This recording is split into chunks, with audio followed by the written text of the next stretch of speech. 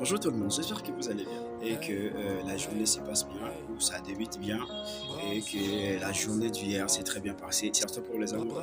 Voilà, aujourd'hui, on va parler de l'importance de la formation. Ok, on va parler de l'importance de la formation. C'est Mzee Khalil Haroun, un jeune entrepreneur. Comme vous pouvez le voir, nous avons formé des centaines de personnes et aujourd'hui, nous continuons à fournir des produits vétérinaires, de l'aliment, des poussins, des poules, la formation.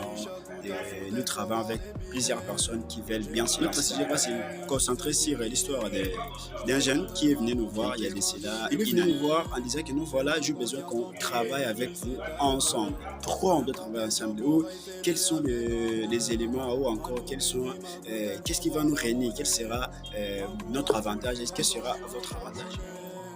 En fait, il nous dira non, voilà, moi j'ai voulu me lancer il y a de cela quelques semaines. En quelques semaines, j'ai voulu me lancer, mais qu'est-ce que j'ai fait? Je suis allé, au fait, là, c'est la personne, le messian, qui nous narre l'histoire. Je suis allé voir la ferme de Babanissa. Babanissa dont je parle cet été, c'est l'ex-gouverneur de la ville où je suis. Et qu'est-ce qu'il nous dira? J'ai vu comment est-ce que sa ferme a été très bien construite. Alors j'ai voulu faire la même chose. J'ai voulu faire la même chose chez moi parce que j'avais une parcelle et j'avais de l'espace et j'avais aussi un peu de moyens pour faire la même chose. Qu'est-ce que j'ai fait?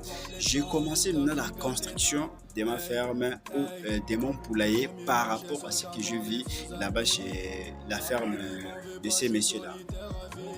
Il commençait sa construction. Il a fini la fondation et arrivé tout simplement à l'élevage, à l'élévation directement. Et l'argent est fini et il ne pouvait plus terminer son poulet. Quand il nous racontait ça, nous tous, là où nous étions morts de rire. Pourquoi est-ce que nous étions morts de rire? Pas parce qu'on voulait se moquer de lui, non, parce que son histoire était tellement marrante qu'on s'était marré avec son histoire. Pourquoi? Parce que si au moins il avait eu le temps ou il avait pensé au préalable suivre une formation avant de se lancer, on aurait tout lui dire. On allait lui dire que non, voilà, pour le débutant, il faut tout simplement utiliser les matériaux locaux moins coûteux. Ça ne coûte pas. La poule n'a pas besoin de matériaux durables pour vous donner le résultat. Non, la poule a tout simplement besoin que vous puissiez respecter sa zone. Vous puissiez respecter ce qu'elle adore et éviter ce qu'elle n'aime pas. Ok, comme nous savons tous que la poule n'aime pas l'humidité, la poule adore la lumière, la poule aime qu'il y ait de perchoir, la poule adore. Donc, il faut mettre tout ce que la poule adore, même si c'est dans une maison de terre ou dans une maison en boue.